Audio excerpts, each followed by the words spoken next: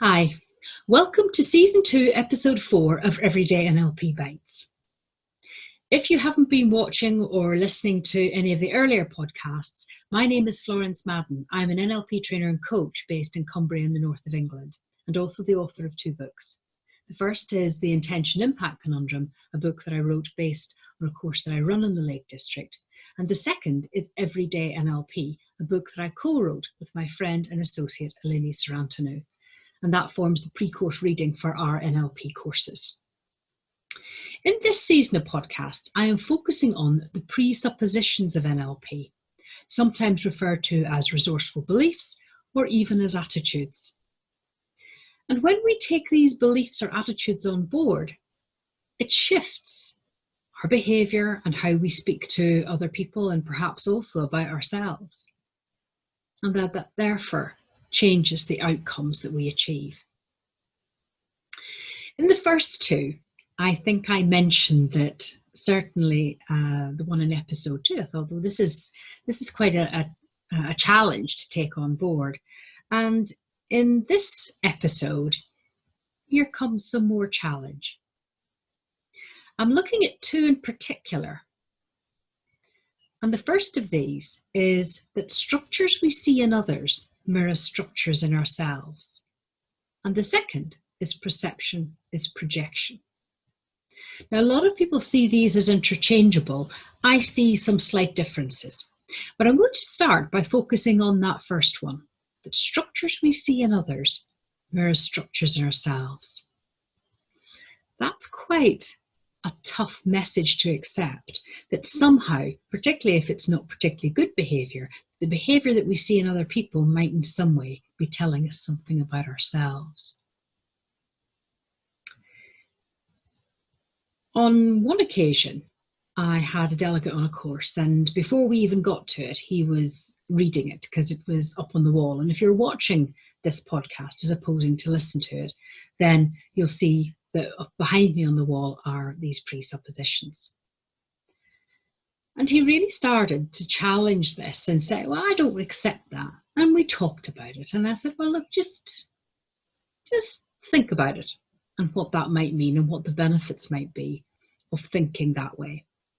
He found it very hard to leave, though, and at every opportunity, he seemed to bring it up. And it's not surprising because it's a tough message to take on board. And it's based on the work of Carl Jung, who developed this idea of psychological projection. In that, when we see behaviour in other people, good or bad, I would hasten to add, that in some way we are seeing something that we recognise because it's in some way something we recognise in ourselves. And in fact, what he said is, everything that irritates us about others can lead to an understanding of ourselves. I would expand that out to say, yeah, okay, we can learn something from the behaviour of other people that irritates us and think, oh, hang on a wee minute. The key question is, how is that true of me? And it doesn't necessarily mean that we would do exactly the same thing as that other person. We're not a pastry cutter version of them. Nonetheless, there is something about that behaviour that we recognise and that we recognise within ourselves. Happily, as I say, it works both ways, and there are things that we see and that we admire in other people. And I think we can also look at that and think, I wonder how that is true of me also. But what it's getting us to realise is that we don't just see these things separately. There is something about that behaviour that is hooking something in us. And that leads me on to the second of the presuppositions. As I say, sometimes these two are taken to be meaning almost the same, and that is perception is projection. And I think there's another element to this that is worth considering too. And that is that when we have, again, stored in our mind, ideas or beliefs about another person, that when we encounter them, when we're talking to them or having any kind of interaction with them, it seems likely that we already have an impression of how they are, and therefore when we're talking to them, we are in some way filtering for that. In other words, we are going looking for particular behaviour, and of course we find it. And that might be the not good behaviour, and we think, oh, okay, well, that's justified what I thought about them. Or similarly, there may be with other people, possibly even with your children, where you have such a good impression of them, such good beliefs about them, that you don't see past that either. So I think that's another useful way of recognizing how we are perceiving people,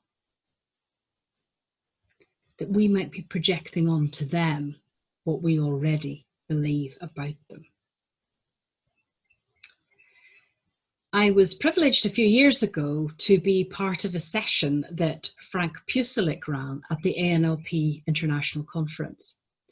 Frank Pucelik was one of the original creators of NLP, and he was talking about this phenomenon in a session that he was doing. And what he said is that when we encounter other people, we're kind of looking in a mirror, and we look at their behaviour, we're really looking at ourselves, and perhaps not actually looking at them. And that can be a bit of an issue, whether you're a parent, whether you're a coach, whether you're a manager, or whether you're a friend. And what he says is that we have to move the mirror in order to be an effective communicator. But in order to move that mirror, you have to first recognize that the perceptions that we have of other people are not pure in that sense. That first of all, what we have to clear out of the way is our own beliefs and thoughts about them, our preconceived notions, but also notice that we are looking at people through our own behaviour as well and making judgments on that. So recognising that the mirror is there is a really good start. And another benefit, of course, is that when we're going to give other people feedback, if we realise that the behaviour that we're seeing is in some way a little bit of ourselves, perhaps that takes, again, a bit of the judgment out of how we give people feedback and enables us to give ourselves some feedback along the way. I want to finish on a quote which I don't know who to attribute this to. I believe it's anonymous, although a few people have kind of claimed it along the way.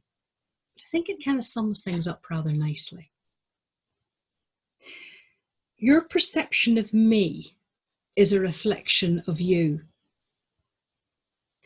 My reaction to you is an awareness of me. So thank you once again for watching or listening to this podcast. My website is www.florencemadden.co.uk, and you can find out more about the services I offer and the courses that I run there, and also access earlier podcasts from this season and from the previous season also. And the next podcast will be coming along in a week, and I hope you'll join me then.